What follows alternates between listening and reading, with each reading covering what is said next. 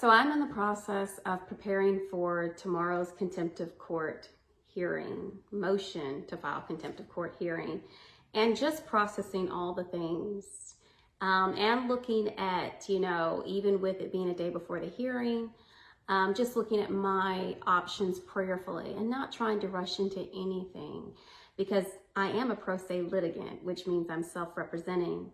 But in processing all of this, some might say, hey, it's a little late to file anything. And I would say, well, why don't you tell that to Cece's counsel, who literally filed an additional exhibit on the 24th of this month. And knowing that there really won't be time to, of course, get me served properly to see it.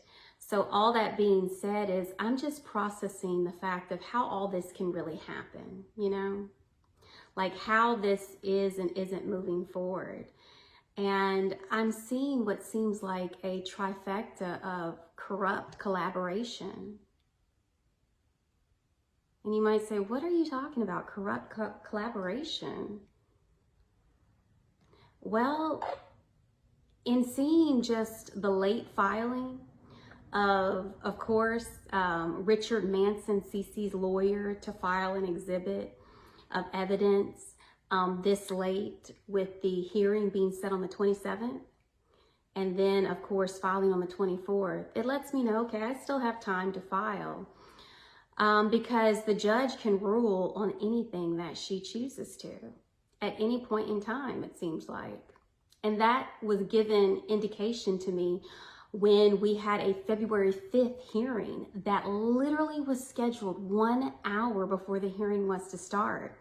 And I had no knowledge to the details that we're going to be having a hearing on February 5th. Like, I did not know that that was what was being asked, because, like I said, I am a pro se litigant. I'm learning as I go. And all that being said is I made attempts to try and understand, hey, what is this status phone conference? I thought it was just an update.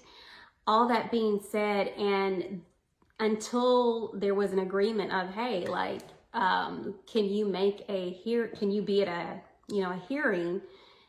And literally a hearing a day before, I was just like, well, if it's going to be a phone conference, this must be like an update about like what's going on, because the hearing was going to be on the 6th, the next day. And long story short, what ended up happening was I didn't get details on what a status phone conference was. And it wasn't until after I agreed that morning in email, like, well, hey, I'm available for one, thinking that like it'll probably happen later on in the afternoon.